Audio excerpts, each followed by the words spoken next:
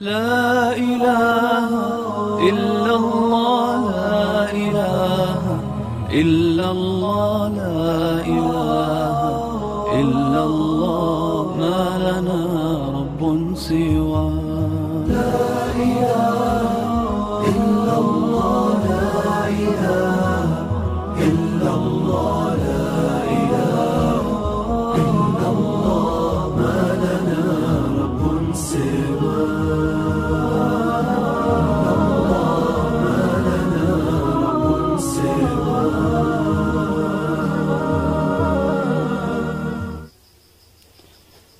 السلام علیکم ورحمۃ اللہ وبرکاتہ۔ ناظرین، آج جو حدیث ہم پڑھنے لگے ہیں اس کا عنوان ہے دن کا روزہ رات کا قیام۔ اللہم صلی علی محمد وعلی آل محمد کما صلیت علی ابراہیم وعلی آل ابراہیم انک حمید مجید۔ اللہم بارک علی محمد وعلی آل محمد کما بارکت علی ابراہیم وعلی آل ابراہیم انک حمید مجید۔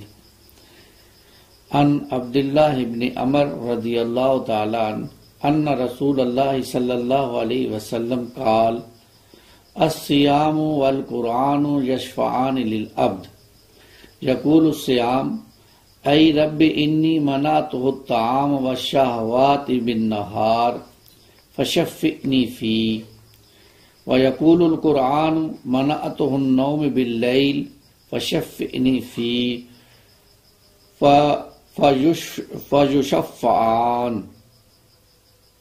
رواہ البہقی۔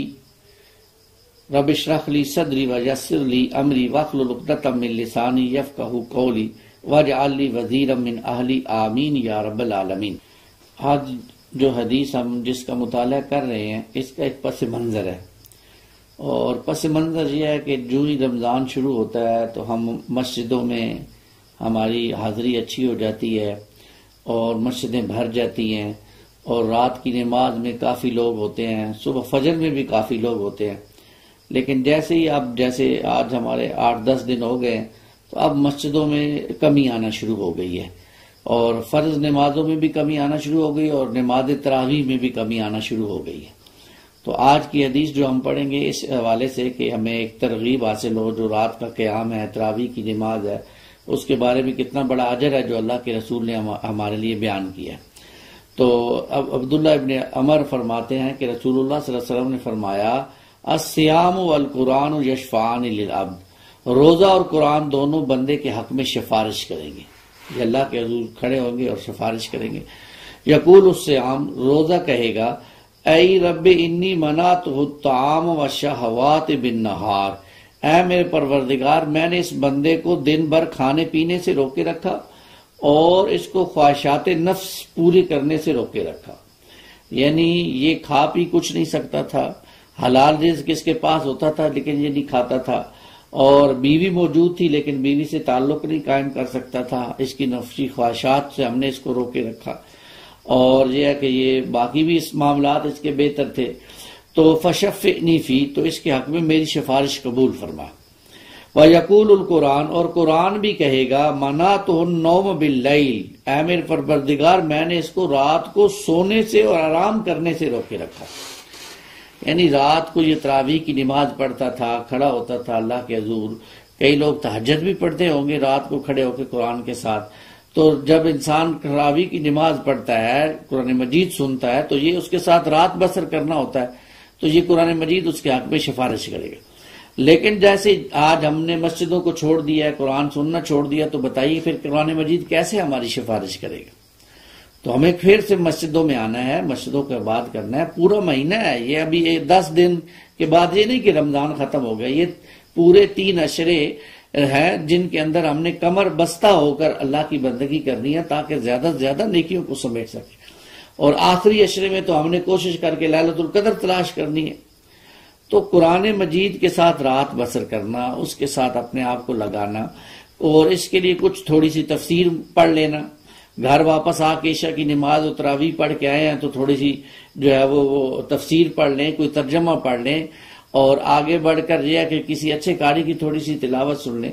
پھر رات کو تھوڑی دیر سو کر تہجد کے وقت، سحری کے وقت اٹھنا تو ہے ہی، 15-20 منٹ پہلے اٹھ جائیں، 2 رکعت نماز نفل ادا کر لیے جائیں، اور 2 رکعت نماز نفل ادا کرنے کے ساتھ اللہ سے مانگا جائے، کچھ قرآن مجید پڑھ لیا جائے، اس کی ہمیں توجہ کرنی ہے، یہ ہمارے ساتھ چلے گا۔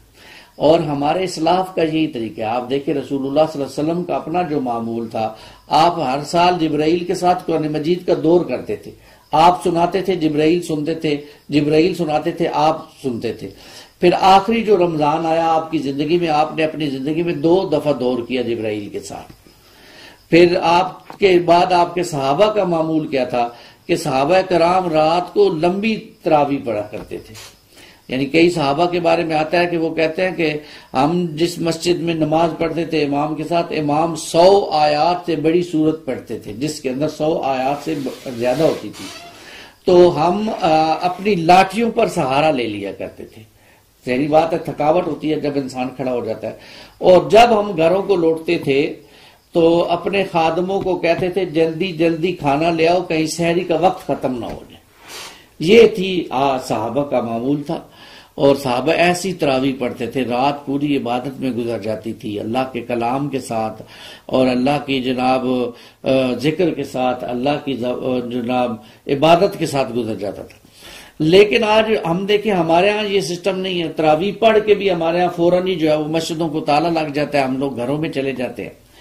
جبکہ خانقاہوں میں آج بھی یہ چیز موجود ہے، خانقاہوں میں اگر آپ چلے جائیں تو خانقاہوں میں یہ چیز آج بھی ہمیں دکھتی ہے کہ لوگ دیر تک عبادت کرتے ہیں، قرآن کی تلاوت کرتے ہیں، ذکر کرتے ہیں اور عبادات نوافل پڑھتے رہتے ہیں، تو اس کا معاملہ ہوتا ہے۔ لیکن ہمارے ہاں یہ معاملہ کم ہو رہا ہے۔ تو ابھی رمضان ختم نہیں ہوا ہے، ابھی ہم نے کمر بستہ ہونا ہے، ابھی ہم نے اور نیکیاں سمیٹنی ہیں، ابھی ہم نے گناہوں سے اپنے آپ کو پاک کرنا ہے، ابھی اللہ کے حضور بخشش کے لیے دعائیں مانگنی ہے، ابھی اللہ سے جنت لینی ہے اس رمضان المبارک میں، جہنم سے بچنا ہے اس رمضان المبارک میں، تو بھائی ابھی آرام نہیں کرنا ہے، ابھی کچھ دن باقی ہیں۔ اس لیے تراویح کی نماز میں کھڑے ہونا ہے، قرآن مجید کو سننا ہے، اور جتنا قرآن مجید ہم سنیں گے، جتنا قرآن مجید ہمارے اندر جائے گا، اتنا ہی یوں سمجھیے کہ قرآن مجید کا مومن قرآنی انسان باہر آئے گا، اور یہی پسندیدہ انسان ہے۔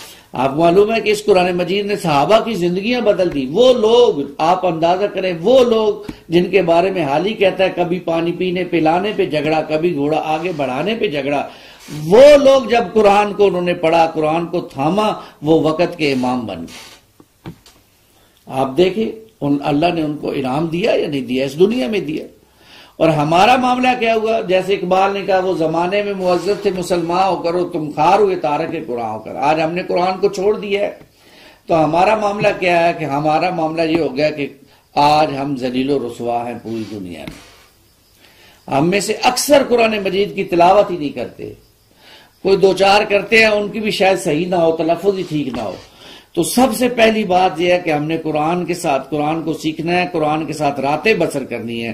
پھر یہ قرآن کہے گا یقول القرآن منعت النوم باللیل، اللہ اس نے میری وجہ سے رات کی نیند خراب کر دی، ڈسٹرب رہا، اس کے حق میں میری سفارش قبول فرما، فشفینی فی، اس کے حق میں میری سفارش قبول فرما۔ تو روایات میں آتا ہے اللہ کے نبی نے فرمایا صلی اللہ علیہ وسلم، اللہ دونوں کی سفارش کو قبول کریں گے۔